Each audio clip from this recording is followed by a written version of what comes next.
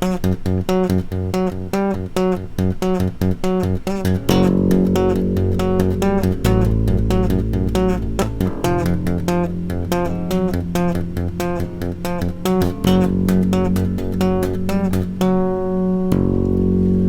bass family, and welcome to Everything Bass. I know it's not October yet. However, I just really love showing this tapping pattern for the theme to the iconic horror movie series Halloween. It's an easy tap piece, and by giving you a little bit of time you can work it up, because I know hopefully with all this going on in the world, maybe you'll have a cool Halloween gig.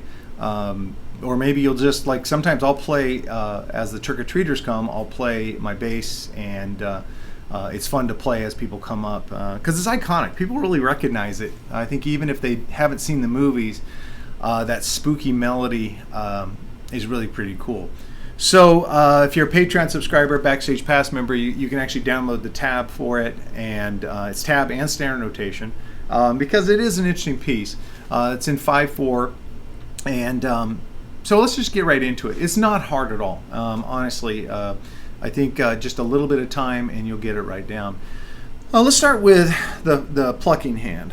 And what you're doing here is you're playing an F sharp, so 11th fret on the G string, and then an octave below the F sharp on the A string. So it's one, da, da, da, da, da, da, da, like that. So it's, I should show you that you add the G at the end, so it goes.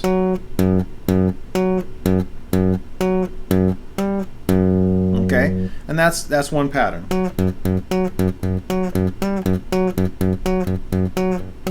Now, everyone's hand's different. I can suggest the way I'm doing it fits my hand, but I'll use my middle finger on this note, my index finger,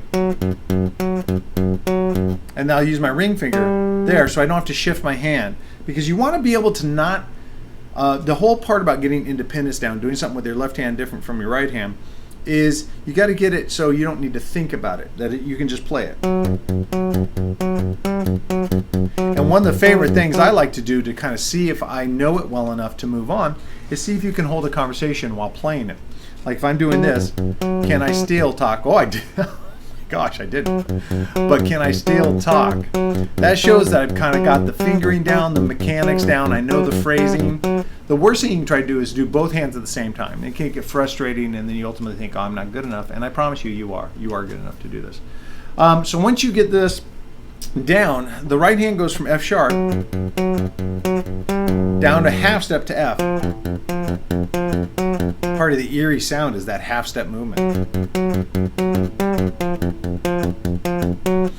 Now the left hand. So we've got the right hand kind of done. That's all that the right hand does, or I should say plucking hand, out of respect for our Southpaw brothers and sisters. And with your fretting hand, you're going to start with the 2nd fret F sharp. Go to an A.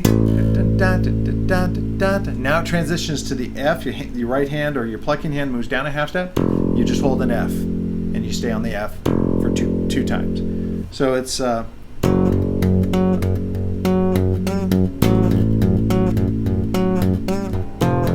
see that?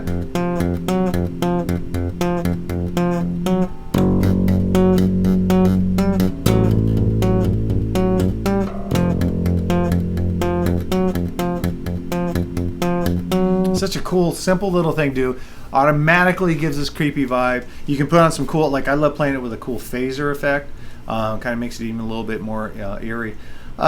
So in the short, or in the easy result of doing this is that you've got a cool thing to play whenever you want to kind of play something for Halloween or something spooky. You got a live gig. I used to throw it in, not even around Halloween, but when I was taking extended long bass solos with some of the bands I was in, I would throw it in, and even, it's great because it'd be in the middle of winter, and I'd throw in just that much in, and the audience would go nuts because they recognized it, and they go, oh yeah, that's very cool. So it's a neat thing. But in the deeper picture, it's a good first step into developing your independence, getting your right hand to do something and your left hand doing something that's different, not the exact same thing, or not totally related, where you're doing like a linear lick with both hands together. Left hand is laying down these big notes, or fretting hand, and the plucking hand is doing this cool sequence over and over again. So again, man, I love it, and I think these are a lot of fun. I'm going to be doing some more of these where I take little theme songs and things that I've worked out. It was a great suggestion from the legendary bassist Stuart Hamm. I was fortunate enough to take a couple private lessons with him when I was a student at Musicians Institute. And he talked about the value of developing your ear, your technique, your expression by taking familiar melodies and figuring out different ways to play them on the bass. Tapping, chordal playing, things. He's the absolute master of this. And I remember I was working on the theme to Hogan's Heroes, an old TV show that makes me really, really, really seem older than I am. Probably as old as I am. But you can do the same thing. Instead of diving into trying to do 2112 or really, really evolve progressive tunes, take a simple TV theme song, movie theme song, and see how many ways you can play it. A good thing is come up with your own version of Happy Birthday. And sometimes we just don't have the money, but there's a birthday of someone we really care about. You can videotape yourself playing Happy Birthday for them, and believe me, it means a lot. So, all right, prepare for Halloween. Get your hockey masks on. Work up this technique, and I'm sure you'll dig it. I really love playing it. Simple, fun, crowd pleaser. All right, guys, man, if you like the video, please like the video. It means so much to me to see those thumbs go up. More than that, it means a lot to YouTube, and it really helps me grow the channel. Of course, if you haven't become a subscriber, please, please, please become a subscriber. It means a lot to me also. Hit the little bell icon so you're notified every time I upload new videos. And I would love to hear what kind of videos you want me to cover, what topics. I have over 30 plus years of teaching experience. I have over 1,000 pages of curriculum dealing with all sorts of different topics. We're entering our phase 2 in our curriculum where I'm going to be dealing with bigger topics, but I want to make sure I don't blow over anything. Also, in the early days of the video, I had some audio issues. The audio wasn't as easy to hear as it is now. Would you like me to redo any videos? Are there videos that you've watched in the past and you have more questions about? You want me to add to it? I could do a part 2. All this stuff, you guys are driving the car, man. I'm just playing the soundtrack. So you just let me know what I can do to help you most, and that's what I'll do. All right, guys, thank you so much. I'll see you at the next video.